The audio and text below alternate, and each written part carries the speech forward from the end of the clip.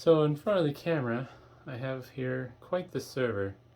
This is a Dell Poweredge 6600, and this thing is insane.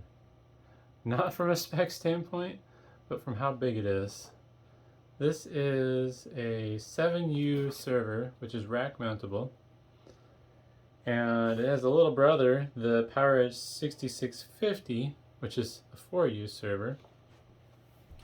But what differentiates this server from its 4U counterpart is greater expandability. So this server supports up to 4 Intel Xeon MP processors, either at 1.5, 1.9, or 2.0 gigahertz with a 400 megahertz frontside bus. And I don't remember which variant this one has. I did power it on real quick just to tinker a little. And it has the ServerWorks GC-HE chipset. It'll support up to 32 gigs of DDR SDRAM with 4-way memory interleaving. And that is a total of 16 2-gig sticks to get that storage. Memory, I mean.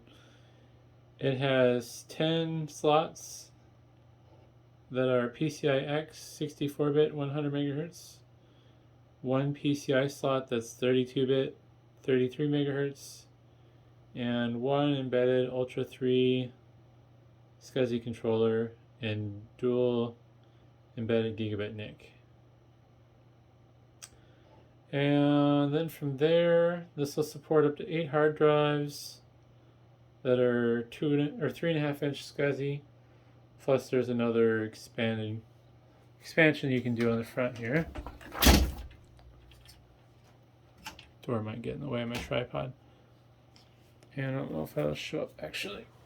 Push it back some more. This thing weighs only like a couple 100 pounds. There we go. There's 2 5.25 inch drive bays on the side there, which apparently somehow give you another four bays. I'm not quite sure how that all works though. There might be a different faceplate or something that's available for this. And it supports up to 1.7 terabytes of hard drive. And then from there, this has 3 600 watt power supplies, hot plug, redundant, and a 2+1 configuration. The interesting thing about this, which I'll show later, is the power supplies only use one cord. So it's not truly redundant, it's just redundant in the fact that if one of your power supplies fails, your system's not as likely to go down. And basically this came out in the Windows Server 2000 era. I don't know if the documentation has a release date. I just pulled this off Google, basically, the Dell brochure. And unfortunately, it doesn't specify the weight is for this unit, but I would say it has to be 100 pounds or more. I can barely move this thing, it's so heavy. I might, for the fun of it, do a video of it running an operating system, but I gotta put some thought into that. It might not be worth my time, since it's just kind of for fun. Plus, I'm not sure what operating system I'd install in it. I'd want to do something newer just because I'm lazy and I don't have to find drivers and disks. Like, I could probably put Windows XP on this for the fun of it, but I don't think XP supports more than 2 processors, if I remember right. And I don't know if I have a 64-bit copy of XP anymore. I might try to see if I can squeak Windows 7 on it, which will require me to replace the CD-ROM for a DVD drive, because this isn't capable of USB boot. But now for the fun part, I'll show you what's inside as I try to pull this towards me without ruining my work surface or knocking it over. And I'm probably going to want to get a little higher up here, so I'm going to adjust my angle.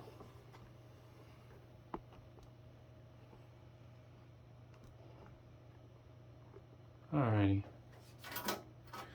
So this has a 2-piece cover, which is kind of weird. Although due to how big the cover is, I guess it kind of makes sense. So it's probably easier for him to do it this way.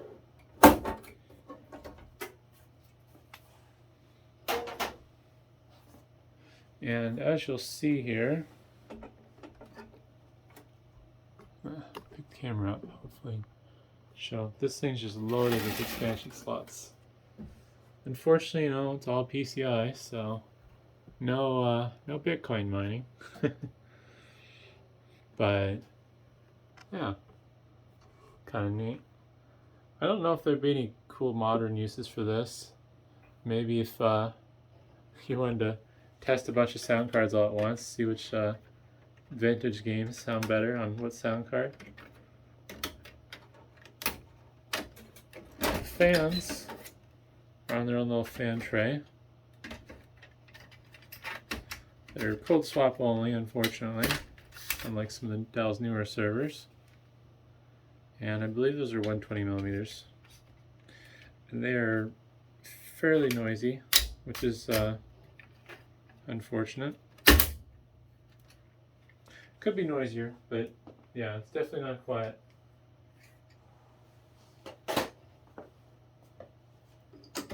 Show off the power supplies, I suppose. These things are massive. Only 600 watts. They have their own fans, which I would guess is a 96 millimeter fan. Lots of giant coils and capacitors.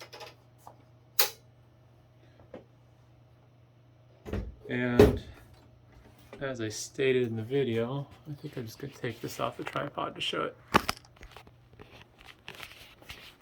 So all these power supplies are fed off one power cord, and basically there's cabling internally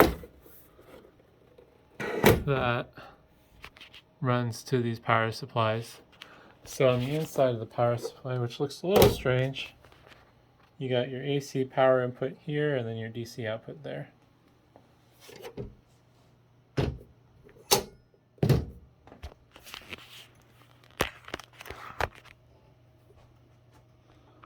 Now, this is a fairly common design for some of these more specialty Dell models where they have limits to space, and the memory is on riser cards. And each one of these right now currently has 8 128 megabyte sticks of DDR, and it's 200 megahertz DDR. I think I have some 2 gig sticks sitting around, so if I could throw 32 gigs of RAM in this, I might. Otherwise, it currently has 2 gigs of RAM.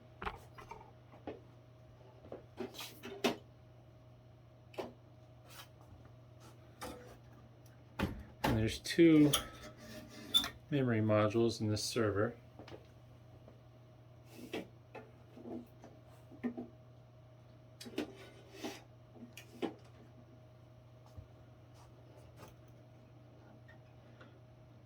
And there's this little breakout card here for front IDE and floppy, and then front display stuff.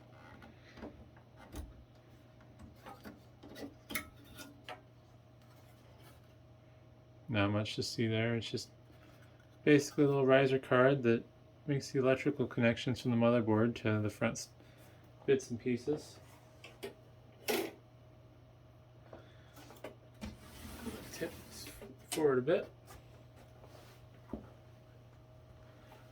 And the server is basically divided up into 2 main components, which is the CPU tray that I'm removing right now, and then, as we looked at previously, the back portion is all the expansion and I/O.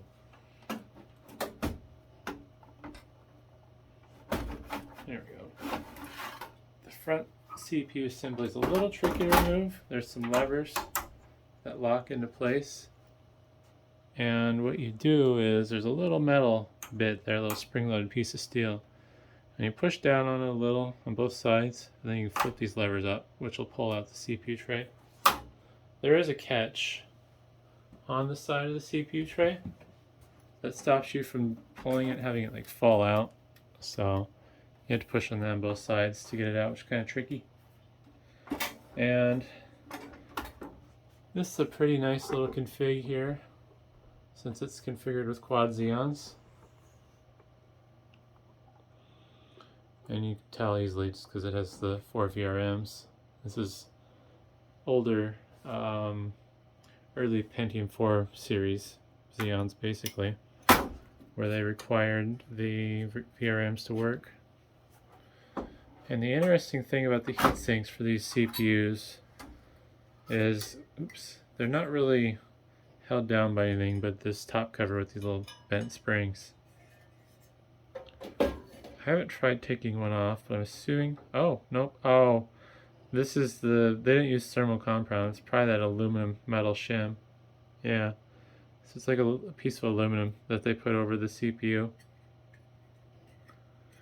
which is an interesting design. I don't know how well that works. I mean, it must if they were doing it, and that stuff is pretty common in that era at least.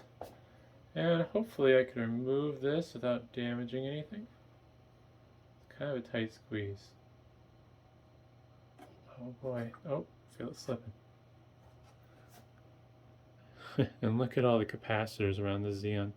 It's insane.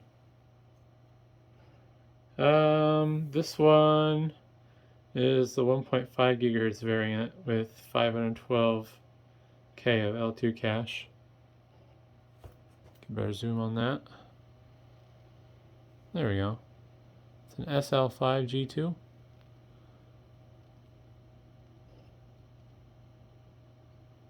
And yeah, this thing's just crazy. There's even some chips on the side. Kind of interesting. Look those up. One of them is an Atmel chip.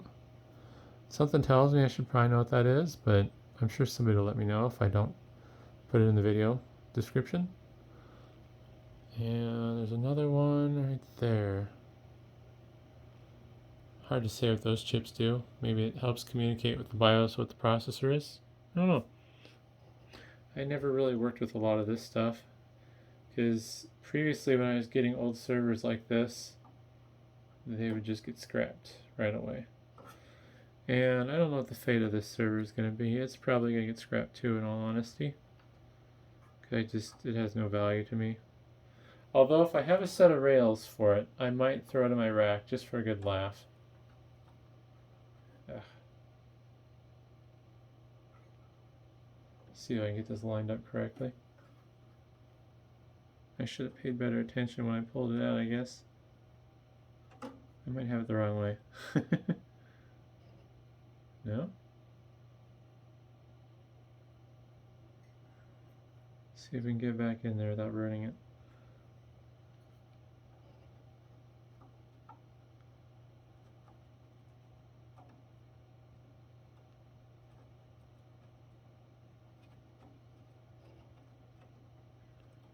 Let's look at a different one. How is that? Kind of weird how they have these sitting in here. Why is that not right? They're all the same. Yeah, these all just have aluminum shims basically under the heat sinks for thermal transfer purposes. I don't think I bent one of the pins. There we go. Didn't have the right position. It's kind of a weird design compared to what I'm used to for Pentium CPUs. But I will have to do some thinking on what I want to do with this. Right now, it's going to live on my table until I make that decision. Unfortunately, because it's so heavy and I don't want to have to completely take it apart to move it, I might try to see if I have rails that'll fit on it, because if I do, then I'm totally going to put it in my rack just for a good laugh. But otherwise, I can't think of a genuine use for a server this old. Like, I could probably outperform this server with a second gen i7 desktop and run circles around it. So, yeah, hopefully that was interesting. I'm going to have to apparently fight to get this back on. Oh, it did not sound good. What did I break?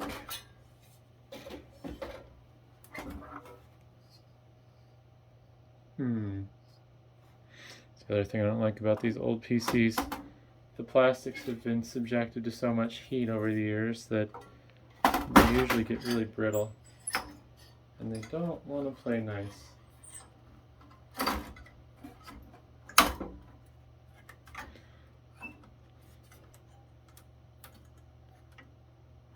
There we go. A little bit nicer. And they're locked back down. But anyways, thanks for watching.